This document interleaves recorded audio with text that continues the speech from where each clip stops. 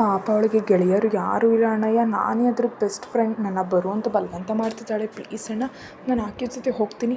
ಪಾಪ ಅಲ್ವಾ, ಹೆಣ್ಮಗು ಒಬ್ಬಳೇ ಹೋದರೆ ಆಕೆಗೆ ತೊಂದರೆ ಆಗುತ್ತೆ ಅಂತಂದ್ಲು ಕಾವೇರಿ. ಆ ಮಾತಿಗೆ ಎಷ್ಟೇ ಇಲ್ಲ ಅಂದರೂ ಒಂದು ಕಾಲದಲ್ಲಿ ಪ್ರೀತಿಸಿದ ಹುಡುಗಿ ಯಾವುದಾದ್ರೂ ಸಮಸ್ಯೆಗೆ ಸಿಲುಕ್ತಾಳೇನೋ ಎಂಬ ಆತಂಕದಿಂದ ನಾನು ಕಾವೇರಿ ಹೋಗೋದಕ್ಕೆ ಒಪ್ಕೊಂಡೆ. ಆದ್ದರಿಂದ ಆ ದಿನ ರಂಜನಿ ಮದುವೆ ಅಂತ ಮನೆಯಿಂದ ಹೊರಟಳು ಕಾವೇರಿ. ಹಾಗೆ ಹೋದ ನನ್ನ ಮಗು ಮತ್ತೆ ಮರಳಿ ಬರಲೇ ಇಲ್ಲ. ಆ ದಿನ ಸಂಜೆ ಹೊತ್ತಿಗೆ ನಾನು ಇವರನ್ನು ವಿಚಾರಿಸೋದ್ರಲ್ಲೇ ಕಾವೇರಿ ಕಾಣ್ತಾ ಇಲ್ಲ ಎಂಬ ವಿಷಯ ನಮ್ಮ ಬೀದಿಯವರಿಗೆಲ್ರಿಗೂ ತಿಳಿಯಿತು. ಅವರೆಲ್ಲರೂ ಕಾವೇರಿ ಓಡಿ ಹೋಗಿದ್ದಾಳೆ ಅಂತ ತೀರ್ಮಾನ ಮಾಡಿದ್ರು. ಅದು ನನಗೆ ಬಹಳ ನೋವನ್ನು ಉಂಟು ಮಾಡಿತು. ಮೊದಲು ಪೊಲೀಸ್ಗೆ ದೂರು ನೀಡಿದೆ. ಅವರ ತನಿಖೆ ರಂಜನಿ ತನಗೇನು ತಿಳಿಯೋದು ಅಂತ ಹೇಳಿದ್ಲು. ಅದೇ ವಿಷಯವನ್ನು ಮರುದಿನ ರಾತ್ರಿ ನಾನು ಪೊಲೀಸ್ ಸ್ಟೇಷನ್ಗೆ ಹೋದಾಗ ಪೊಲೀಸರು ಹೇಳಿದ್ರು. ಆ ಮಾತಿಗೆ ನನಗೆ ಹುಚ್ಚು ಕೋಪ ಬಂತು. ನಿಜಕ್ಕೂ ಕಾವೇರಿ ಏನಾದ್ಲು ಅಂತ ರಂಜನಿಗೆ ಗೊತ್ತು ಅಂತ ಮನಸ್ಸನ್ನು ದೃಢಪಡಿಸ್ಕೊಂಡೆ. ನಾನು ಆ ರಾತ್ರಿ ವೇಳೆಲ್ಲ ಆಕೆ ಮನೆಗೆ ಹೋದೆ. ನಾನು ಹೋಗುವಷ್ಟರಲ್ಲಿ ರಂಜನಿ ಮತ್ತು ಆಕೆ ತಾಯಿ ಕೂತು ನಗ್ತಾ ಊಟ ಮಾಡ್ತಾಯಿದ್ರು. ಆಕೆ ಅಷ್ಟೊಂದು ಸುಖವಾಗಿರೋದನ್ನು ಸಹಿಸಲಾಗದ ನಾನು ವೇಗವಾಗಿ ಹೋಗಿ ರಂಜನಿ ಕೈ ಹಿಡಿದು ಎಳೆದು, ಕಾವೇರಿ ಎಲ್ಲಿದ್ದಾಳೆ ಅಂತ ಕೇಳಿದೆ. ಅಯ್ಯೋ, ನನಗೇನು ಗೊತ್ತಿಲ್ಲ ಅಂತ ಹೇಳಿದ್ಲು ರಂಜನಿ. ಅಷ್ಟರಲ್ಲಿ ಅವರಮ್ಮ, ಯಾರಪ್ಪ ನೀನು ಅಂತ ಗಾಬರಿಯಿಂದ ಕೇಳಿದರು. ನಾನು ಆಕೆ ಮಾತನ್ನು ಸ್ವಲ್ಪನೂ ಲೆಕ್ಕಿಸದೆ, ತಿಳಿದೇ ಇರೋದೇನು, ನಿನ್ನೆ ಬೆಳಿಗ್ಗೆ ನಿನ್ನ ಮದುವೆ ಅಂತ ಹೇಳಿ ಮನೆಯಿಂದ ಹೊರಗೆ ಬಂದಳು. ಹಾಗೆ ಹೊರಗೆ ಬಂದ ಮಗು ಮತ್ತೆ ಮರಳಿ ಬರಲೇ ಇಲ್ಲ. ಈಗ ನೀನೇನೋ ನನಗೆ ಗೊತ್ತೇ ಇಲ್ಲ ಅಂತಿದೆಯಾ? ನಿಜಕ್ಕೂ ನನ್ನ ತಂಗಿ ಎಲ್ಲಿದ್ದಾಳೆ, ನಿಜ ಹೇಳು ಅಂತ ಕೋಪದಿಂದ ಕೇಳಿದೆ. ಆ ಮಾತಿಗೆ ರಂಜನಿ ಸ್ವಲ್ಪ ತಡಬಡಾಯಿಸ್ತಾ, ನಿಜವಾಗಿಯೂ ನನಗೇನು ತಿಳಿಯೋದು, ಆಕೆ ಎಲ್ಲಿದ್ದಾಳೆ ಅಂತ ನಿಜಕ್ಕೂ ನನಗೆ ಗೊತ್ತಿಲ್ಲ ಅಂದು. ಅದನ್ನು ಕೇಳಿ ನನ್ನ ಕೋಪ ಮಿತಿ ಮೀರಿತು. ಕೂಡಲೇ ರಂಜನಿ ಕೆನ್ನೆಗೆ ಬಾರಿಸ್ದೆ. ಆ ಏಟಿಗೆ ರಂಜನಿ ಕೆಳಗೆ ಬಿದ್ದು ಹೋದ್ಲು. ಆಗಲೇ ಪೊಲೀಸರು ವಿಚಾರಣೆಯನ್ನು ಮಾಡಿದ್ರಿಂದ ಕಾವೇರಿ ಬಗ್ಗೆ ತಿಳಿದುಕೊಂಡಿದ್ದ ಆಕೆ ತಾಯಿ ಮಾಲತಿ ಇನ್ನು ನಾನು ಯಾರು ಅಂತ ಅರ್ಥ ಮಾಡಿಕೊಂಡು ನನಗೆ ಅಡ್ಡ ಬರ್ತಾ, ಏನಪ್ಪ ಹಾಗೆ ಹೊಡಿತೀಯಾ? ನಿನ್ನೆಯಿಂದ ನನ್ನ ಮಗಳು ನಿಜಕ್ಕೂ ಹೊರಗೆ ಹೋಗಿಲ್ಲ. ನಿನ್ನ ತಂಗಿ ಎಲ್ಲಿಗೆ ಹೋದ್ಲು ಅಂತ ಇವಳಿಗೆ ಹೇಗೆ ತಿಳಿಯುತ್ತೆ ಅಂತ ಕೇಳಿದ್ರು ಆಕೆ ತಾಯಿ. ಅದೇ ನಿನ್ನೆ ಬೆಳಗ್ಗಿನಿಂದ ನನ್ನ ತಂಗಿ ಕಾಣೆಯಾಗಿದ್ದಾಳೆ. ಆದರೂ ಮಕ್ಕಳನ್ನ ಬೆಳೆಸೋದಕ್ಕೆ ಬಾರದ ಮೇಲೆ ಯಾಕೆ ಇರಬೇಕು? ನಮ್ಮಂಥವ್ರನ್ನ ಕಷ್ಟಕ್ಕೆ ಸಿಲುಕಿಸೋದಕ್ಕಲ್ಲದೆ. ಅಸಲಿಗೆ ನಿಮ್ಮ ಮಗಳು ಎಂಥವಳು ಗೊತ್ತಾ? ಆಕೆ ವಯಸ್ಸು ಬಹಳ ಅಂದರೆ 19 ಇರಬಹುದು. ಆಗಲೇ ಪ್ರೇಮ ಮದುವೆ ಅಂತ ಊರೆಲ್ಲ ತಿರುಗ್ತಾ ಇದ್ದಾಳೆ. ಯಾವನನ್ನು ಪ್ರೀತಿಸ್ತಾಳಂತೆ. ಅವನನ್ನು ಮದುವೆ ಆಗೋದಕ್ಕೆ ಹೋಗ್ತಾ ನನ್ನ ತಂಗಿಯನ್ನು ಜೊತೆಯಲ್ಲಿ ಕರ್ಕೊಂಡು ಹೋದ್ಲು ಅಂತ ಅಂದೆ ನಾನು. ಆ ಮಾತಿಗೆ ರಂಜನಿ ಅಮ್ಮ ಕೋಪದಿಂದ ನನ್ನ ಕಡೆ ನೋಡಿ, ನನ್ನ ಮಗಳು ಏನೇ ಇದ್ದರೂ ನನಗೆ ಹೇಳದೆ ಇರೋದಿಲ್ಲ. ಹಾಗಿರುವಾಗ ಯಾರನ್ನೋ ಪ್ರೀತಿಸಿ ಮದುವೆ ಆಗೋದಕ್ಕೆ ಹೋಗಿದ್ದಾಳಾ? ಅದಕ್ಕೆ ಸಾಕ್ಷಿಯಾಗಿ ನಿನ್ನ ತಂಗಿ ಹೋಗಿದ್ಲಾ? ಏನು ಮಾತಾಡ್ತಿದ್ಯಾ ನೀನು? ಸರಿ, ಹೀಗೆ ಹೇಳ್ತಿದ್ದೀನಿ ಕೇಳು. ಅವಳು ಬಾಯಿ ಬಿಡ್ತಿಲ್ಲ, ಆದರೆ ನಾನು ಹೇಳ್ತಿದ್ದೀನಿ. ನನ್ನ ಮಗಳು ಯಾರನ್ನೂ ಪ್ರೀತಿಸಿಲ್ಲ. ನಿಜಕ್ಕೂ ಪ್ರೀತಿಸಿದ್ರೆ ನನಗೆ ಹೇಳೋ ಸ್ವಾತಂತ್ರ್ಯವನ್ನು ನಾನು ಆಕೆಗೆ ಯಾವಾಗಲೂ ನೀಡಿದ್ದೀನಿ. ನಿನ್ನ ತಂಗಿ ಯಾರನ್ನೋ ಪ್ರೀತಿಸಿದ್ರೆ ಆ ಥರ ನಾನು ಮದುವೆ ಆಗ್ತೀನಿ ಅಂದಾಗ ಇವಳ ಜೊತೆಗೆ ಹೋಗಿದ್ಲು. ಆ ಮದುವೆ ಊರ ಕೊನೆಯಲ್ಲಿರೋ ಶಿವಾಲಯದಲ್ಲಿ ನಡೆದಿದೆ. ಮದುವೆ ಆದಮೇಲೆ ಅವರಿಬ್ಬರು ಕಾರ್ನಲ್ಲಿ ಹೊರಟು ಹೋದರು. ಇವಳು ಮನೆಗೆ ಬಂದಳು. ಅಲ್ಲಿ ನಡೆದ ಮದುವೆಯ ಸಂಗತಿಗಳನ್ನೆಲ್ಲ ನನಗೆ ಹೇಳಿದಾಳೆ ಅಂತ ಅಂದ್ಲು ಮಾಲತಿ. ಅದನ್ನು ಕೇಳಿದ ವೀರ ನಂಬಲಾಗದಂತೆ ನೋಡ್ತಾ, ಏನು ಮಾತಾಡ್ತಿದ್ದೀರಾ ನೀವು? ನನ್ನ ತಂಗಿ ಮದುವೆ ಆಗೋರೇನು? ದೊಡ್ಡವರಾಗಿತ್ಕೊಂಡು ಇಷ್ಟೊಂದು ಸುಳ್ಳು ಹೇಳೋದು ಸರಿಯಲ್ಲಮ್ಮ. ಮಗಳ ತಪ್ಪು ಮಾಡಿದ್ರೆ ಸರಿಪಡಿಸ್ಬೇಕಾದ ನೀವೇ ಹೀಗೆ ನಿಮ್ಮ ಹುಡುಗಿ ಮಾಡಿದ ತಪ್ಪನ್ನು ನನ್ನ ತಂಗಿ ಮೇಲೆ ಹಾಕ್ತಾ ಇದ್ದೀರಾ ಅಂತ ಕೋಪದಿಂದ ಅಂದೆ. ಆ ಮಾತಿಗೆ ಆಕೆ, ನನಗೂ ಹೆಣ್ಮಗು ಇದೆ ಅಪ್ಪ. ಅಷ್ಟೇ ಯಾಕೆ, ನಾನು ಕೂಡ ಹೆಣ್ಣೆ. ಹಾಗಿರುವಾಗ ನಿನ್ನ ತಂಗಿ ವಿಷಯದಲ್ಲಿ ಹೇಗೆ ಸುಳ್ಳು ಹೇಳಲಿ ಅಂತ ರಂಜನಿ ಕಡೆ ತಿರುಗಿ, ಏಯ್ ರಂಜನಿ, ಆ ಕಾವೇರಿ ಮದುವೆ ಫೋಟೋ ತಂದು ಇವ್ರಿಗೆ ತೋರಿಸು ಅಂದ್ಲು ಮಾಲತಿ. ರಂಜನಿ ಕೂಡಲೇ ಮೊಬೈಲ್ ತೆಗೆದು ಕಾವೇರಿಯ ಮದುವೆ ಫೋಟೋವನ್ನು ತೋರಿಸಿದ್ಲು. ಆ ಫೋಟೋದಲ್ಲಿ ಕಾವೇರಿ ಪಕ್ಕದಲ್ಲಿದ್ದವನು ಆ ದಿನ ನಾನು ಫೋಟೋದಲ್ಲಿ ನೋಡಿದ್ದು ಹುಡುಗಾನೆ. ಆದ್ದರಿಂದ ನಂಗೆ ಶಾಕ್ ಆಯಿತು. ಆ ಹುಡುಗನನ್ನು ರಂಜನಿ ಪ್ರೀತಿಸ್ತಿದ್ಲಲ್ವೇ, ಮತ್ತು ಕಾವೇರಿ ಮದುವೆ ಆಗಿದ್ದೇನು ಅಂತ ನಾನು ಮೌನವಾಗಿ ನೋಡ್ತಾ ಇರಬೇಕಾದ್ರೇ ರಂಜನಿ, ಆ ಕಾವೇರಿ ಮದುವೆಯಾದ ವ್ಯಕ್ತಿ ವಿಳಾಸ ಇವನಿಗೆ ಕೊಡು, ಆ ವಿಳಾಸ ಹಿಡಿದು ತಂಗಿಯನ್ನು ಹುಡುಕ್ತಾ ಇವನೇ ಹೋಗಲಿ ಅಂತ ಕೋಪದಿಂದ ಅಂದ್ಲು ಮಾಲತಿ. ತನ್ನ ತಾಯಿ ಹೇಳಿದ್ದನ್ನು ತಪ್ಪದೇ ಮಾಡಿದ ರಂಜನಿ ಒಂದು ವಿಳಾಸವನ್ನು ನೀಡಿದ್ಲು. ಆ ವಿಳಾಸವನ್ನು ಹಿಡಿದು ನೋಡಿ, ನನ್ನ ತಂಗಿ ಕ್ಷೇಮವಾಗಿದ್ದರೆ ಏನೂ ಪರವಾಗಿಲ್ಲ, ನಡೆದದ್ದು ಏನಂತ ಆಕೆ ಹೇಳ್ತಾಳೆ, ಆದರೆ ಆಕೆಗೇನಾದರೂ ಆದಲ್ಲಿ ಮಾತ್ರ ನಿಮ್ಮ ಕತೆ ಮುಗಿಸ್ತೀನಿ ಅಂತ ಹೇಳಿ ಅಲ್ಲಿಂದ ಅವರು ನೀಡಿದ ಆ ವಿಳಾಸಕ್ಕೆ ಹೋದೆ. ಆದರೆ ಅಲ್ಲಿ ಯಾರೂ ಇರಲಿಲ್ಲ. ಅದರಿಂದ ಸಂಶಯ ಬಂತು. ಕೂಡಲೇ ನನಗೆ ಪರಿಚಯ ಇದ್ದ ಇನ್ಸ್ಪೆಕ್ಟರ್ ಹತ್ರ ಹೋಗಿ ಆ ವಿಳಾಸ, ಅವನ ಫೋಟೋ ತೋರಿಸಿ ವಿಷಯವನ್ನು ಹೇಳಿದೆ. ಕೂಡಲೇ ಆ ಫೋಟೋದಲ್ಲಿರುವ ಹುಡುಗನನ್ನು ಗುರುತಿಸಿದಂಥ ಇನ್ಸ್ಪೆಕ್ಟರ್, ಇವನು ಯಾರು ಅಂತ ಅಂದ್ಕೊಂಡಿದ್ಯಾ ವೀರಾ? MLA ಅವರ ಮಗ. ನಿಜಕ್ಕೂ ಇವನು ಪಕ್ಕಾ ವೇಸ್ಟ್ ಫೆಲೋ. ಹೆಣ್ಣು ಮಕ್ಕಳನ್ನ ಆಟದ ಬೊಂಬೆಗಳಂತೆ ಆಡಿಸ್ತಾನೆ. ಇವ್ರ ಮೇಲೆ ನಾವು ಯಾವುದೇ ಕ್ರಮ ಕೂಡ ತಗೊಳ್ಳೋದಕ್ಕಾಗಲ್ಲ. ಒಂದು ವೇಳೆ ಮೀರಿ ಈ ಫೋಟೋ ಹಿಡಿದು ವಿಚಾರಣೆ ಮಾಡಿದ್ರೆ ಅವನ ಬಳಿ ಇರೋ ಪ್ರಭಾವದಿಂದ ನಮ್ಮನ್ನು ಟ್ರಾನ್ಸ್ಫರ್ ಕೂಡ ಮಾಡಿಸ್ಬಲ್ಲ ಅಂತ ಹೇಳಿದ್ರು ಇನ್ಸ್ಪೆಕ್ಟರ್. ಆ ಮಾತುಗಳಿಂದ ನನ್ನ ಎದೆ ದಸಕ್ಕಂತು. ಕೂಡಲೇ ಆ ಇನ್ಸ್ಪೆಕ್ಟರ್ ಕೈಗಳನ್ನ ಹಿಡಿದು, ನಿಮಗೆ ಕೈ ಮುಗಿತೀನಿ, ನಿಜಕ್ಕೂ ನನ್ನ ತಂಗಿ ಏನಾದ್ಲು ಅಂತ ತನಿಖೆ ಮಾಡಿ, ನೀವು ಅಧಿಕೃತವಾಗಿ ಮಾಡಲಾಗದಿದ್ದರೆ ವೈಯಕ್ತಿಕವಾಗಿ ಸಹಾಯ ಮಾಡಿ, ನನ್ನ ತಂಗಿ ಸುರಕ್ಷಿತವಾಗಿದ್ದಾಳೆ ಅಂತ ಒಂದು ಮಾತು ಹೇಳಿ ಸರ್. ಆಕೆ ಕ್ಷೇಮವಾಗಿದ್ದಾಳೆ ಅಂತ ತಿಳಿಯೋವರೆಗೆ ನನ್ನ ಪ್ರಾಣಕ್ಕೆ ನೆಮ್ಮದಿ ಇಲ್ಲ. ನಿಮಗೆ ಎಷ್ಟು ಬೇಕೋ ಅಷ್ಟು ಹಣ ಕೊಡ್ತೀನಿ ಅಂತ ಬೇಡ್ಕೊಂಡೆ. ಅದಕ್ಕೆ ಆ ಇನ್ಸ್ಪೆಕ್ಟರ್ ನಾನು ನೀಡಿದ ಹಣವನ್ನು ತಗೊಂಡು ಅನಧಿಕೃತವಾಗಿ ತನಿಖೆಯನ್ನು ಮಾಡಿದ್ರು. ಅಷ್ಟರಲ್ಲಿ 2 ದಿನಗಳ ನಂತರ ಊರ ಕೊನೆಯಲ್ಲಿದ್ದ ಕೆರೆಯ ದಡದಲ್ಲಿ ಹೆಣವಾಗಿ ಮಾರ್ಪಟ್ಟಿದ್ದ ಕಾವೇರಿ ಕಂಡ್ಲು. ವಿಷಯ ತಿಳಿದ ನನ್ನ ಎದೆ ಒಡೆದಂತಾಯಿತು. ಆಗಲೇ ಪೋಸ್ಟ್ಮಾರ್ಟಮ್ನಲ್ಲಿ ಇನ್ನೊಂದು ಭಯಾನಕ ಸತ್ಯ ಕೂಡ ತಿಳಿಯಿತು. 4 ವ್ಯಕ್ತಿಗಳು ಮೃಗಗಳಂತೆ ಆಕೆ ಮೇಲೆ ಬಿದ್ದು ಅತ್ಯಾಚಾರ ಮಾಡಿದ್ರಿಂದಲೇ ನನ್ನ ತಂಗಿ ಸತ್ತು ಹೋಗಿದ್ಲು. ಅದರಲ್ಲಿ ಆ MLA ಮಗ ಕೂಡ ಒಬ್ಬನಾಗಿದ್ದ ಅಂತ ಹೇಳುತ್ತಾ ನಿಲ್ಲಿಸ್ತಾ ವೀರ.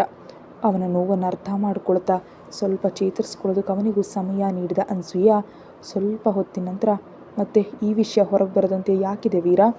ನಡೆದದ್ದು ಸಣ್ಣ ಘಟನೆ ಏನಲ್ವಲ್ಲ ಅಂತ ಕೇಳಿದ್ಲು ಅನಸೂಯ. ಅದಕ್ಕೆ 2 ಕಾರಣಗಳು. ಒಂದು ನಾನಾದರೆ, ಇನ್ನೊಂದು ಆ MLA ಅಂತ ಹೇಳ್ದ ವೀರ. ಆ ಮಾತಿಗೆ ಅರ್ಥವಾಗದಂತೆ ನೋಡಿ, ನೀನೇನು ಹೇಳ್ತಿದ್ಯಾ ವೀರ ಅಂತ ಕೇಳಿದ್ಲು. ಹೌದು, ನನ್ನ ತಂಗಿ ಈ ಪರಿಸ್ಥಿತಿಯಲ್ಲಿ ಸತ್ತು ಹೋದ್ಲು ಅಂತ ಹೊರಗೆ ತಿಳಿದ್ರೆ ಈ ಲೋಕ ಆಕೆಯ ಚಾರಿತ್ರ್ಯದ ಮೇಲೆ ಕೆಸರನ್ನೆರ್ಚುತ್ತೆ. ಸತ್ತ ಹೆಣವನ್ನು ಕೂಡ ಕಾಗೆಗಳಂತೆ ಕುಕ್ಕು ತಿನ್ನುತ್ತೆ. ಅದಕ್ಕೆ ಸತ್ತದ್ದು ನನ್ನ ತಂಗಿ ಅಂತ ಯಾರಿಗೂ ತಿಳಿದಂತ ನೋಡಿ ಅಂತ ಪೊಲೀಸ್ನಲ್ಲಿ ಬೇಡ್ಕೊಂಡೆ. ಆದ್ದರಿಂದ ಆ ವಿಷಯವನ್ನು ಹೊರಗೆ ಬರೋದಕ್ಕೆ ಪೊಲೀಸರು ಬಿಡಲಿಲ್ಲ. ಮತ್ತೊಂದೆಡೆ ಇದರಲ್ಲಿ ಆ MLA ಮಗ ಸೇರಿಕೊಂಡಿದ್ದರಿಂದ ಅವನ ಬಗ್ಗೆ ಹೊರಗೆ ತಿಳಿದ್ರೆ ಅವನ ಕೆಲಸಗಳಿಗೂ ಅಪಾಯ. ಅದಕ್ಕೆ ಇದರ ಬಗ್ಗೆ ಲೋಕಕ್ಕೆ ತಿಳಿದೆಯೇ ಆ ವಿಷಯ ಅಲ್ಲೇ ತಣ್ಣಗಾಯ್ತಂತ ಹೇಳ್ದ ವೀರ. ಎಲ್ಲವನ್ನು ಕೇಳಿದ ಅನಸೂಯ, ಅದು ಸರಿ, ಆದರೆ ಇದರಲ್ಲಿ ರಂಜನಿ ತಪ್ಪೇನಿದೆ? ನೀನು ಆಕೆ ಮೇಲೆ ಯಾಕೆ ಹಗೆತನ ಬೆಳೆಸ್ಕೊಂಡಿದ್ಯಾ ಅಂತ ಕೇಳಿದ್ಲು. ಹಸಿಲಿಗೆ ಇದೆಲ್ಲದಕ್ಕೂ ಕಾರಣ ಆಕೆನೇ ಆದ ಕಾರಣ. ಆಕೆಗೆ ನನ್ನ ತಂಗಿ ಪ್ರೇಮ ಕತೆ ಬಗ್ಗೆ ಮೊದಲೇ ತಿಳಿದಿತ್ತು. ಹಾಗಿರುವಾಗ ಕನಿಷ್ಠ ನನಗೆ ಹೇಳಬೇಕು ಅಂತ ಜ್ಞಾನ ಕೂಡ ಇರಲಿಲ್ಲ. ಅದಕ್ಕೆ ಮೇಲಾಗಿ ಹೋಗಿ ಹತ್ರ ನಿಂತು ಆ ಮದುವೆ ಮಾಡಿಸಿದ್ಲು. ಆಕೆ ನನಗೆ ಮೊದಲೇ ನನ್ನ ತಂಗಿ ಪ್ರೇಮದ ಬಗ್ಗೆ ಹೇಳಿದರೆ ನಾನು ಆ ಹುಡುಗನ ಬಗ್ಗೆ ತಿಳ್ಕೊಳ್ತಿದ್ದೆ, ಈ ಮದುವೆ ನಡೀದಂತೆ ತಡೀತಿದ್ದೆ. ಆದರೆ ಅವ್ಯಾವುದನ್ನೂ ಮಾಡಲಿಲ್ಲ. ನನ್ನ ತಂಗಿಯನ್ನು ಕೈಯಾರೆ ಆ ಕಟಕನ ಕೈ ಕೊಟ್ಬಿಟ್ಟು ಬಂದುಬಿಟ್ಲು. ಅದಕ್ಕೆ ಆಕೆ ಬದುಕು ಕೂಡ ನನ್ನ ಕೈಯಲ್ಲಿ ಸಿಲುಕಿ ನೆಲಗೂ ಹೋಗಬೇಕು, ಚಿತ್ರಹಿಂಸೆ ಅನುಭವಿಸ್ತಾ ಪ್ರತಿದಿನ ಸತ್ತು ಬದುಕಬೇಕು ಅಂತ ಆವೇಶದಿಂದ ಹಲ್ಲು ಕಡಿತ ಅಂದ ವೀರ. ಅವನು ಹೇಳಿದ್ದನ್ನೆಲ್ಲ ಕೇಳಿದ ಅನಸೂಯ ಹಣಿಯಲ್ಲಿ ಸುಖ ಹಾಕ್ತಾ ಯೋಚನೆಗೆ ಬಿದ್ಲು. ಆಕೆಗೇನೋ ವೀರ ಹೇಳಿದ ಕತೆ ಮಾತ್ರವೇ ಸರಿಯಲ್ಲ ಅಂತ ಅನ್ನಿಸ್ತಿದೆ.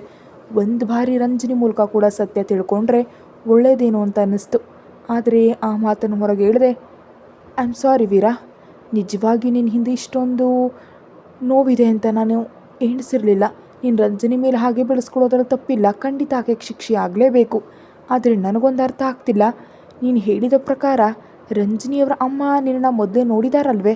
ಮತ್ತು ಈ ಮಧ್ಯೆ ನೀನು ಆಕೆಯನ್ನು ಭೇಟಿ ಆಗ್ತಿದ್ದೀನಿ ಅಂತ ಹೇಳಿದ್ದು ನೆನಪಿದೆ. ಮತ್ತು ಈಗ ಆಕೆ ನಿನ್ನನ್ನು ಯಾಕೆ ಗುರ್ತು ಹಿಡಿಲಿಲ್ಲ ಅಂತ ಕೇಳಿದ್ಲು. ಯಾಕಂದರೆ ಅಂದಿಗೂ ಇಂದಿಗೂ ನನ್ನಲ್ಲಿ ಬಹಳ ಬದಲಾವಣೆ ಬಂದಿದೆ. ಆದ್ದರಿಂದ ಆಗ ನೋಡೋದಕ್ಕೆ ಹುಡುಗನಂತೆ ಮೆತ್ತಗೆ ಮರ್ಯಾದೆಯಿಂದ ಮಾತಾಡ್ತಾ ಇದ್ದೆ. ಆದರೆ ನನ್ನ ತಂಗಿಗಿಷ್ಟು ಅನ್ಯಾಯ ನಡೆದ ಮೇಲೆ ನನಗರ್ಥ ಆಯಿತು, ಆ MLA ಥರ ಹಣ ಪ್ರಭಾವ ಇದ್ದರೆ ಮಾತ್ರ ನಮಗೆ ಬೆಲೆ, ಇಲ್ಲದಿದ್ದರೆ ನಮ್ಮನ್ನು ಯಾವನೂ ಲೆಕ್ಕಿಸೋದಿಲ್ಲ ಅಂತ. ಅದಕ್ಕೆ ಆ ದಿನದಿಂದ ಕಠಿಣವಾಗಿ ಬದಲಾದೆ. ಅದಕ್ಕಾಗಿ ಮೊದಲಿಗೆ ಜಿಮ್ಗೆ ಹೋಗಿ ಮೈಕಟ್ಟು ಬೆಳೆಸ್ದೆ. ಮೆಲ್ಲಗೆ ಸ್ವಲ್ಪ ಹೆಸರಿರೋ ರೌಡಿಗಳ ಜೊತೆ ಪರಿಚಯ ಮಾಡಿಕೊಂಡೆ. ನನ್ನ ಸ್ಟೈಲ್, ಭಾಷೆ ಎಲ್ಲವೂ ಬದಲಾಗೋದವು. 2 ವರ್ಷಗಳು ಕಳೆಯುವಷ್ಟರಲ್ಲಿ ನನ್ನ ಪ್ರಭಾವ ಹೆಚ್ಚಾಯಿತು. ಅಂದು ಪೊಲೀಸರನ್ನ ಬೇಡ್ಕೊಂಡಿದ್ದೆ ನಾನು. ಆನಂತರ ಪೊಲೀಸರನ್ನು ಆಜ್ಞಾಪಿಸೋ ಸ್ಥಾನಕ್ಕೆ ಬಂದೆ. ನಮ್ಮ ಧ್ವನಿ ಗಟ್ಟಿಯಾಗಿದ್ದರೆ ಮಾತ್ರ ಈ ಲೋಕ ನಮ್ಮ ಕಾಲು ಹಿಡಿಯುತ್ತೆ, ಇಲ್ದಿದ್ರೆ ನಮ್ಮ ಜುಟ್ಟು ಹಿಡಿದು ಆಡಿಸುತ್ತೆ. ಅನ್ಸೂಯ, ನನ್ನ ತಂಗಿ ಸತ್ ಈ 5 ವರ್ಷಗಳಲ್ಲಿ ನನ್ನಲ್ಲಿ ಬಂದ ಈ ಬದಲಾವಣೆಗಳು ನನ್ನನ್ನು ಗಟ್ಟಿಗೊಳಿಸಿವೆ. ರೌಡಿಯನ್ನೂ ಮಾಡಿದೆ. ಆದರೂ ಆ ಮಾಲ್ತಿ ನನ್ನ ಗುರ್ತು ಹಿಡಿತಾಳೇನೋ ಅಂತ ಮೊದಲು ನನಗೂ ಸ್ವಲ್ಪ ಅನುಮಾನ ಇತ್ತು.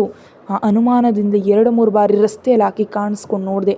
ಆದರೆ ನನ್ನ ಅದೃಷ್ಟವೋ ಆಕೆ ದುರಾದೃಷ್ಟವೋ ತಿಳಿಯದು. ಆಕೆ ನನ್ನನ್ನು ಗುರ್ತು ಹಿಡಿಲಿಲ್ಲ. ಅದಕ್ಕೆ ಧೈರ್ಯ ಮಾಡಿ ಆಕೆ ಮುಂದೆ ಹೋದೆ. ರಂಜನಿ ಅಮ್ಮ ಗುರ್ತು ಹಿಡಿಯೋದಕ್ಕೆ ಆಗಲಿಲ್ಲ. ಆದರೆ ನನ್ನನ್ನು ಬಹಳ ಬಾರಿ ಭೇಟಿಯಾದ ರಂಜನಿ ಮಾತ್ರ ನೋಡಿದ ಕೂಡಲೇ ಗುರ್ತು ಹಿಡಿದಿದ್ದಾಳೆ. ನಾನು ಆಕೆಯನ್ನು ಎಂಥ ಪರಿಸ್ಥಿತಿಯಲ್ಲೂ ಬಿಡೋದಿಲ್ಲ. ಆಕೆಯನ್ನು ಮದುವೆಯಾಗಿ ನನ್ನ ತಂಗಿ ಹೇಗೆ ಚಿತ್ರಹಿಂಸೆ ಅನುಭವಿಸಿದ್ಲೋ ಹಾಗೆ ಪ್ರತಿದಿನ ಕಾಟ ಕೊಟ್ಟು ಕೊಲ್ತೀನಿ ಅವಳನ್ನ. ಸ್ವಲ್ಪ ದಿನ ಆಕೆಗೆ ಬಿಡುವು ನೀಡಿದ್ದೀನಿ, ಆಮೇಲೆ ಆಕೆ ಕತೆ ಮುಗಿಸ್ತೀನಿ ಅಂತ ಹೇಳಿದ ವೀರ ಇನ್ನು ಆ ವಿಷಯವನ್ನು ಅಷ್ಟಕ್ಕೆ ಮುಗಿಸ್ತಾ, ಸರಿ ಈಗ ನಿನಗೆ ವಿಷಯ ತಿಳಿತಲ್ವಾ, ಇನ್ನು ಅದರ ಬಗ್ಗೆ ಯೋಚಿಸದೆ ಪ್ರಶಾಂತವಾಗಿರು. ಈಗಾಗಲೇ ಬಹಳ ತಡ ಆಗಿದೆ. ಅಂದಹಾಗೆ ಈ ದಿನ ತೆಗೆದುಕೊಳ್ಬೇಕಾದ ಮಾತ್ರೆಗಳನ್ನ ತೊಗೊಂಡಿದ್ಯಾ ಅಂತ ಕೇಳ್ದ ವೀರ. ಇನ್ನೂ ತಿನ್ನಲಿಲ್ಲ, ತೊಗೊತೀನಿರೋ ಅಂದ್ಲು ಅನ್ಸೂಯ. ಸರಿ ಬಾ, ಮಾತ್ರೆ ತಿಂದಮೇಲೆ ಮಲಗೋಣ, ನನಗೂ ಸುಸ್ತಾಗ್ತಿದೆ ಅನ್ನುತ್ತಾ ಅನ್ಸೂಯಾಳನ್ನು ಎಬ್ಬಿಸಿ ಒಳಗೆ ಕರ್ಕೊಂಡು ಹೋದ ವೀರ.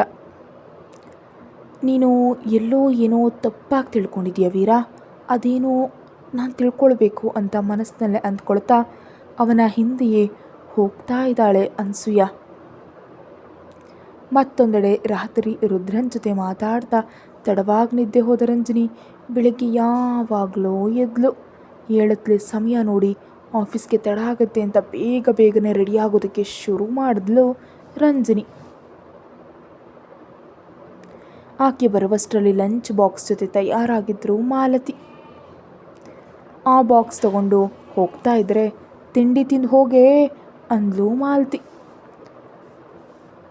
ಅಮ್ಮ ಇಲ್ಲ, ಸಮಯ ಇಲ್ಲ, ತಡ ಆದರೆ ಅಲ್ಲಿ ನಮ್ಮ ಬಾಸ್ ನನ್ನ ಕೊಂದೇ ಬಿಡ್ತಾನೆ ಅಂತ ಹೊರಗೆ ಓಡಿದ್ಲು ರಂಜನಿ. ಅಷ್ಟು ಹೆದರಿಕೆ ಇರೋವಾಗ ಸ್ವಲ್ಪ ಬೇಗ ಹೇಳ್ಬಹುದಲ್ವಾ, ರಾತ್ರಿಯೆಲ್ಲ ಯಾವ ಪಂಚಾಯಿತಿ ಮಾಡಿದ್ಲೋ, ಇವಳಿಗೆ ಸ್ವಲ್ಪನೂ ಹೆದರಿಕೆ ಇಲ್ದಂತ ಆಗ್ತಿದೆ ಕವಿ ಅಂದ್ಲು ಮಾಲತಿ. ಸರಿ ಬಿಡು, ಈ ವಯಸ್ಸಿಗೆ ಕೆಲವು ಹುಡುಗಿಯರು ಯಾವಾಗಲೂ ಮಧ್ಯಾಹ್ನ 12 ಗಂಟೆಗೆ ಇಡ್ತಾರೆ, ಅಂಥದ್ರಲ್ಲಿ ಈಕೆ ಚೆನ್ನಾಗಿ ಕೆಲಸ ಮಾಡಿ ಸಂಪಾದಿಸ್ತಾ ನಮ್ಮಿಬ್ಬರನ್ನು ಸಾಕ್ತಿದ್ದಾಳೆ, ಅಂಥವಳನ್ನ ನಾವು ಮಾತು ಅನ್ನಬಾರ್ದು ಅಂತ ಅಂದ್ಲು ಕವಿತಾ. ಸರಿ ಆಯಿತು, ನಾನು ಮಾತು ಅಂದರೆ ಮಾತ್ರ ನನ್ನ ಅನ್ನೋದಕ್ಕೆ ಬಿಡಲ್ಲ, ನೀನಾದರೆ ಆಕೆಯನ್ನು ಆಡ್ಕೊಳ್ತೀಯ ಅಂತ ಮೂತಿ ತಿರುಗಿಸ್ತಾ ಅಂದ್ಲು ಮಾಲತಿ. ಅದಷ್ಟೇ ಮಾಲತಿ, ಗೊತ್ತಾ ನಿನಗೆ, ಹೆತ್ತ ಪ್ರೀತಿಗಿಂತ ಬೆಳೆಸಿದ ಪ್ರೀತಿ ಹೆಚ್ಚು, ನನಗೆ ಆಕೆ ಮೇಲಿರೋದು ಅದೇ ಅಂತ ಸಮರ್ಥಿಸ್ಕೊಂಡ್ಲು ಕವಿತಾ. ಮತ್ತೊಂದೆಡೆ ರಂಜನಿ ಅವಸರದಿಂದ ಕೆಳಗೆ ಹೋಗುವಷ್ಟರಲ್ಲಿ ಅಲ್ಲೇ ಕಾರ್ನಲ್ಲಿ ಕಾಯ್ತಿದ್ದ ರುದ್ರ ಅವನನ್ನು ನೋಡಿ ಆಘಾತಗೊಂಡ ರಂಜನಿ, ಏನು ಸರ್ ನೀವು ಬಂದಿದ್ದೀರಾ ಅಂತ ಕೇಳಿದ್ಲು ರಂಜನಿ. ಆ ಮಾತಿಗೆ ಆಕೆಗೆ ಒಂದು ವಿಚಿತ್ರ ನೋಟ ನೀಡಿ, ನಿನ್ನೆ ಸಾಯಂಕಾಲ ಹೇಳಿದ ನೆನಪಿಲ್ವಾ, ನಾನೇ ಪಿಕಪ್ ಮಾಡ್ತೀನಿ, ನಾನೇ ಡ್ರಾಪ್ ಮಾಡ್ತೀನಿ, ನನಗೆ ಆಗದಿದ್ದಾಗ ನಿನಗೆ ತಿಳಿಸ್ತೀನಿ, ಬಂದುಬಿಡು ಅಂದ ರುದ್ರ. ನಿಮ್ಗೆ ಯಾಕೆ ಸರ್ ಈ ಶ್ರಮ, ಪರವಾಗಿಲ್ಲ, ನಾನು ಯಾವುದೋ ಒಂದು ವ್ಯವಸ್ಥೆ ಮಾಡ್ಕೊಳ್ತೀನಿ ಅಂತಿದ್ದ ರಂಜನಿ ಮಾತುಗಳಿಗೆ ಅಡ್ಡಿ ಬರ್ತಾ, ಮೊದಲು ಕಾರತ್ತು, ತಡ ಆಗ್ತಿದೆ ಅಂದ ರುದ್ರ. ಆದ್ದರಿಂದ ಬಂದು ರುದ್ರನ ಪಕ್ಕದಲ್ಲಿ ಕೂತ್ಲು ರಂಜನಿ.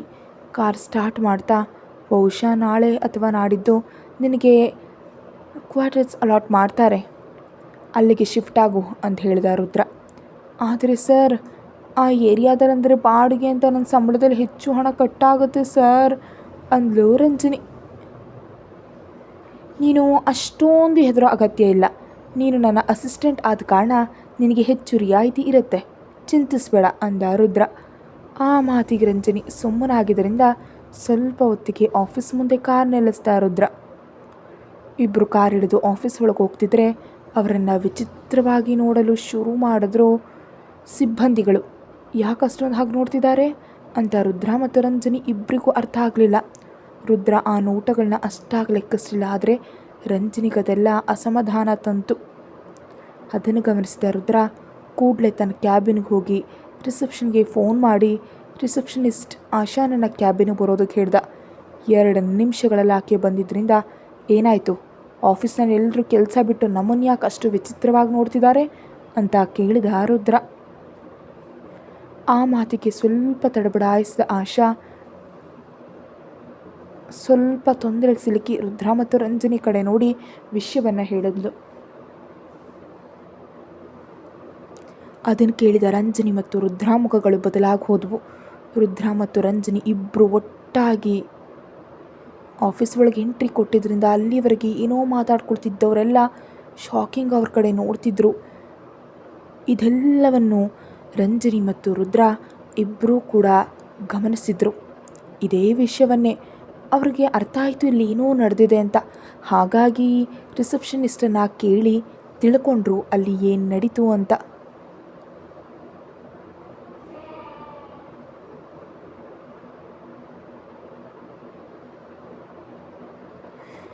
ಮೊದಲು ಆಕೆ ತಡಬಡಾಯಿಸಿದ್ರು. ಮೆಲ್ಲಗೆ ರಂಜನಿ ಮತ್ತು ರುದ್ರನ್ ಕಡೆ ಒಂದು ಬಾರಿ ನೋಡಿ ಗಟ್ಟಿಯಾಗಿ ಕಣ್ಣು ಮುಚ್ಚಿಕೊಂಡು, ಸರ್, ಅವರೆಲ್ಲರೂ ನಿಮ್ಮಿಬ್ಬರ ಬಗ್ಗೆ ತಪ್ಪಾಗಿ ಮಾತಾಡ್ಕೊಳ್ತಿದ್ದಾರೆ ಅಂತ ಹೇಳಿ ಕಣ್ಬಿಟ್ಲು. ಆ ಮಾತಿಗೆ ಸ್ವಲ್ಪ ಅರ್ಥವಾಗದಂತೆ ನೋಡಿ, ಏನು, ನಮ್ಮಿಬ್ಬರ ಬಗ್ಗೆ ತಪ್ಪಾಗಿ ಮಾತಾಡ್ಕೊಳ್ತಿದ್ದಾರಾ? ಏನು ಮಾತಾಡ್ಕೊಳ್ತಿದ್ದಾರೆ ಅಂತ ಕೇಳ್ದ ರುದ್ರ. ರಂಜನಿ ಕೂಡ ಆ ಪರಿಸ್ಥಿತಿ ಗೊಂದಲವಾಗಿ ಅನಿಸಿದ್ರಿಂದ ಆಶಾ ಏನು ಹೇಳ್ತಾಳೆ ಅಂತ ಆಕೆ ಕಡೆ ನೋಡಿದ್ರು. ಆಗ ಆಶಾ ಸ್ವಲ್ಪ ತೊಂದರೆಗೊಳಗಾಗಿ, ನೀವು ಬೇಕಂತಲೇ ರಂಜನಿಯವರನ್ನ ಹೆಡ್ ಆಫೀಸ್ಗೆ ಕರೆಸ್ಕೊಂಡಿದ್ದೀರಿ ಅಂತ, ಅವರಿಗೆ ಬೇರೆ ಕ್ಯಾಬಿನ್ ಇದ್ದರೂ ನಿಮ್ಮ ಕ್ಯಾಬಿನ್ನಲ್ಲಿರ್ತಾರೆ ಅಂತ, ಹಾಗೆ ನೀವು ಮತ್ತು ರಂಜನಿಯವರು ನಿಮ್ಮ ಕ್ಯಾಬಿನ್ನಲ್ಲಿ ರೊಮ್ಯಾನ್ಸ್ ಮಾಡ್ತಿದ್ದೀರಿ ಅಂತ, ಮತ್ತು ರಂಜನಿಯವರು ಬಂದು ಈ 2 ತಿಂಗಳಲ್ಲಿ ಇದುವರೆಗೆ ರಜೆ ಹಾಕಿಲ್ಲ ಅಂತ, ನಿಮಗಾಗಿ ದಿನ ಆಫೀಸಿಗೆ ಬರ್ತಾರೆ ಅಂತ, ನೀವಿಬ್ಬರು ಬೇಕಂತಾನೆ ಆಫೀಸ್ ಕೆಲಸ ಅಂತ ಹೇಳಿ ಇಟಲಿ ಪ್ರವಾಸಕ್ಕೆ ಹೋಗಿದ್ರಿ, ಹೀಗೆ ಏನೇನೋ ಮಾತಾಡ್ಕೊಳ್ತಿದ್ದಾರೆ ಸರ್ ಅಂತ ಹೇಳಿದ್ಲು ಆಶಾ. ಆ ಮಾತುಗಳನ್ನೆಲ್ಲ ಕೇಳಿದ ರುದ್ರ ಹಣಿಯಲ್ಲಿ ಸುಕ್ಕ ಹಾಕಿ ಕೋಪದಿಂದ ನೋಡ್ತಿರಲು ರಂಜನಿ ಕಣ್ಣುಗಳಲ್ಲಿ ಆಗಲೇ ನೀರು ತುಂಬಿಕೊಂಡ್ವು. ಇನ್ನೊಂದು ಮಾತು ಕೂಡ ಹೇಳ್ತಾ ಇದ್ದಾರೆ ಸರ್ ಅಂದ್ಲು ಆಶಾ. ಏನು ಹೇಳ್ತಿದ್ದಾರೆ ಅಂತ ಕೇಳಿದ ರುದ್ರ ಸೀರಿಯಸ್ ಆಗಿ. ಆಫೀಸ್ನಲ್ಲಿ ಯಾವುದೇ ಇಬ್ಬರು ಸಿಬ್ಬಂದಿಗಳ ನಡುವೆ ಸಂಬಂಧ ಇರಬಾರದು ಎಂಬ ನಿಯಮ ಇದೆ ಅಲ್ವಾ? ಮತ್ತು ಆ ನಿಯಮ ಇವರಿಗೆ ಮತ್ತು ಇವರ ಅಸಿಸ್ಟೆಂಟ್ಗೆ ಇರೋದಿಲ್ವೇ ಅಂತ ಪ್ರಶ್ನೆ ಮಾಡ್ತಿದ್ದಾರೆ ಸರ್. ಆಫೀಸ್ ನಮ್ಮದಾದರೆ ಯಾವನಾದರೂ ಯಾವ ನಿಯಮನಾದರೂ ಮುರಿಬಹುದು ಅಂತ ಹೇಳ್ತಾ ಇದ್ದಾರೆ ಸರ್ ಅಂತ ಎಲ್ಲವನ್ನ ಎಳೆಯಾಗಿ ಹೇಳಿದ್ಲು ಆಶಾ.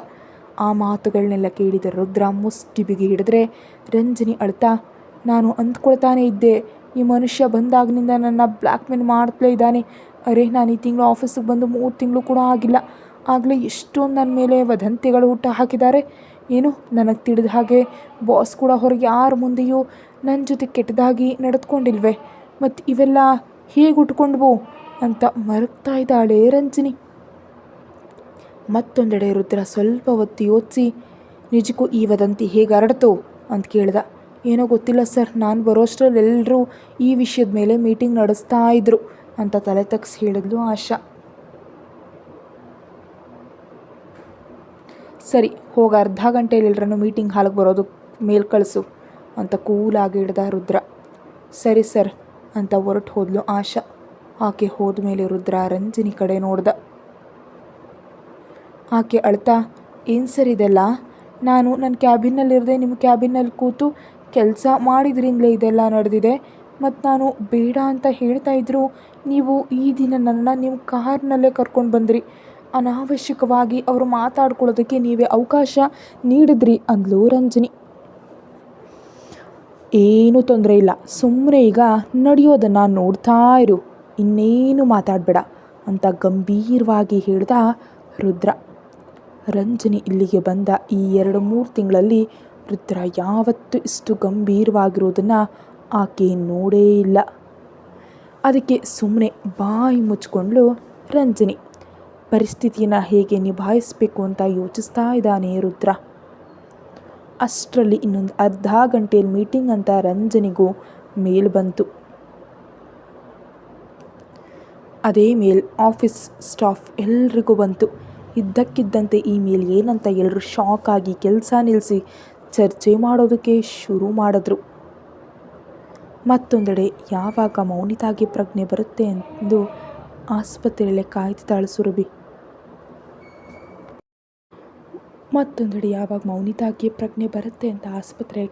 ಸುರಭಿ. ಆಕೆಗೆ ಪ್ರಜ್ಞೆ ಬರೋವರೆಗೂ ಅಲ್ಲಿಂದ ಕದಲಬಾರ್ದು ಅಂತ ನಿರ್ಧರಿಸಿದಾಳೆ. ಚಂದ್ರ ಬಂದು ತಾನು ಇರ್ತೀನಿ ಹೋಗು ಅಂತ ಹೇಳಿದ್ರು ಹೋಗಲಿಲ್ಲ. ಮತ್ತೊಂದೆಡೆ ಹೋದಾಗಲಿಂದ ಇದುವರೆಗೆ ವೀರೇಂದ್ರ ಫೋನ್ ಕೂಡ ಮಾಡಲಿಲ್ಲ.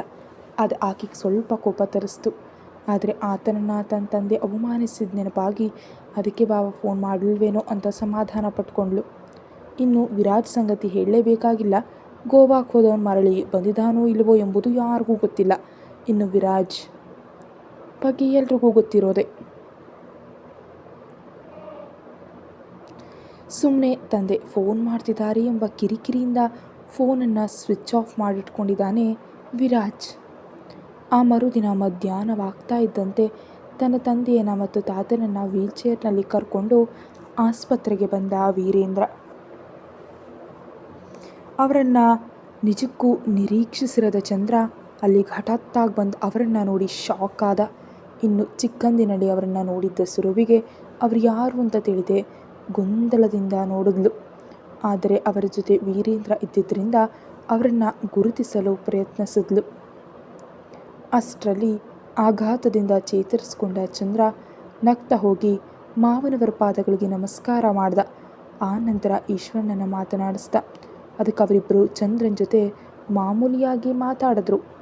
ವೀರೇಂದ್ರ ಮಾತ್ರ ಕನಿಷ್ಠ ಚಂದ್ರನ ಕಡೆ ನೋಡಲಿಲ್ಲ, ಮಾತಾಡಲಿಲ್ಲ.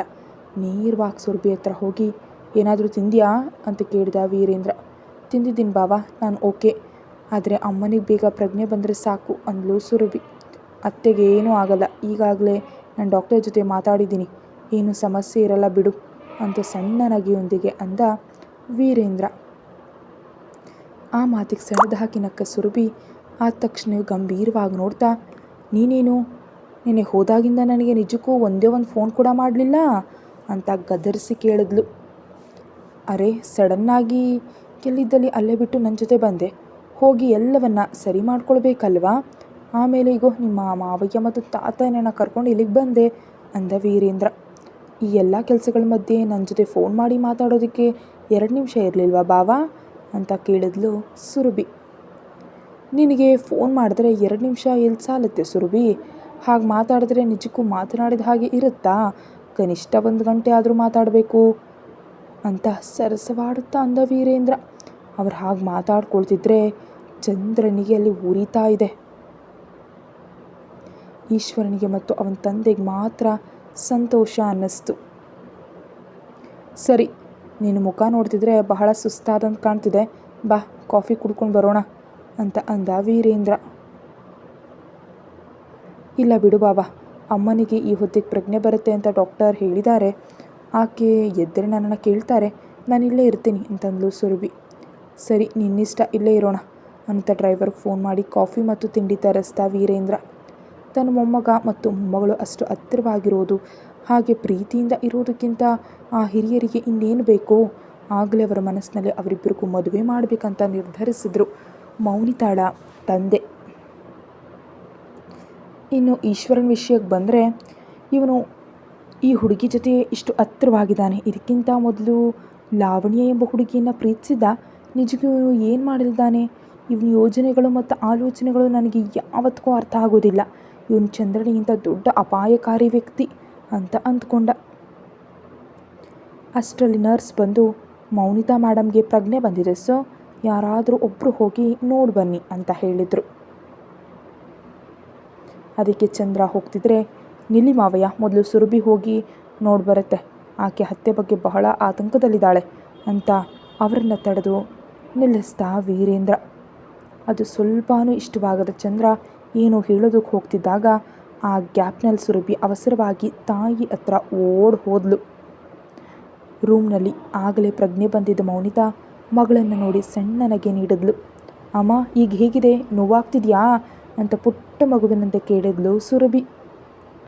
ಅದೇನು ಇಲ್ಲಮ್ಮ, ಇದು ಸಣ್ಣ ಆಪ್ರೇಷನ್ ಅಲ್ವಾ, ನಾನು ಓಕೆ ಅಂತ ಮೆಲ್ಲಗೆ ಪದಗಳನ್ನ ಜೋಡಿಸಿ ಹೇಳಿದ್ಲು ಮೌನಿತಾ. ಅಷ್ಟರಲ್ಲಿ ಪಕ್ಕದಲ್ಲಿದ್ದ ನರ್ಸ್, ನೀವು ಆಕೆಯನ್ನು ಹೆಚ್ಚಾಗಿ ಮಾತಾಡಿಸ್ಬೇಡಿ ಪ್ಲೀಸ್, ಈಗ ಅವ್ರು ಹೆಚ್ಚಾಗಿ ಮಾತಾಡೋದು ಅಷ್ಟು ಒಳ್ಳೆಯದಲ್ಲ, ಸುಸ್ತಾಗತ್ತೆ ಅಂತ ಹೇಳಿ ಹೋದರು. ಅದಕ್ಕೆ ಸರಿ ಅಮ್ಮ, ನೀನು ಮಲ್ಕೋ, ನಾನು ಹೊರಗಿರ್ತೀನಿ, ಏನು ಬೇಕಿದ್ರು ಕೂಡಲೇ ನರ್ಸ್ಗೆ ಹೇಳಿ ಕರೆಸು, ನಾನು ಬರ್ತೀನಿ ಅಂತ ಅಂದ್ಲು ಸುರಭಿ. ಇಲ್ಲ ಬೇಡಮ್ಮ, ನೀನು ಮನೆಗೆ ಹೋಗು, ಏನೂ ತೊಂದರೆ ಇಲ್ಲ, ಇನ್ನು ಸಿಬ್ಬಂದಿಗಳು ನೋಡ್ಕೊಳ್ತಾರೆ ಅಂದ್ಲು ಮೌನಿತಾ. ಏನೂ ಪರವಾಗಿಲ್ಲ ಅಮ್ಮ, ನಾನು ಇಲ್ಲೇ ಇರ್ತೀನಿ, ನೀನು ಮನೆಗೆ ಬರೋವರೆಗೂ ಮನೆಗೆ ಹೋಗಲ್ಲ, ಈಗಾಗಲೇ ನೀನು ಸುಸ್ತಾಗ್ತಿದೀಯಾ? ಹೆಚ್ಚಾಗಿ ಮಾತಾಡಬೇಡ. ಇನ್ನೊಂದು ವಿಷಯ ಏನಂದರೆ ಅಪ್ಪ, ತಾತಯ್ಯ, ಮಾವಯ್ಯ, ವೀರೇಂದ್ರ ಭಾವ ಎಲ್ಲರೂ ಬಂದಿದ್ದಾರೆ, ಹೊರಗಿದ್ದಾರೆ. ಅವ್ರು ಒಬ್ಬೊಬ್ಬರಾಗಿ ಬರ್ತಾರೆ. ಆದರೆ ಯಾರ ಜೊತೆಯೂ ಹೆಚ್ಚು ಹೊತ್ತು ಮಾತಾಡಬೇಡ ಅಂತ ಹೇಳಿ ಹೊರಗೆ ಹೋದ್ಲು ಸುರಭಿ. ಕತೆ ಮುಂದುವರಿಯುತ್ತೆ. ಹೆಚ್ಚಿನ ವೀಡಿಯೋಗಾಗಿ ಚಾನಲ್ಗೆ ಮೆಂಬರ್ಶಿಪ್ ತಗೊಂಡು ವಿಡಿಯೋವನ್ನು ಎಲ್ಲರಿಗಿಂತ ಮೊದಲು ನೋಡಿ. Thank you.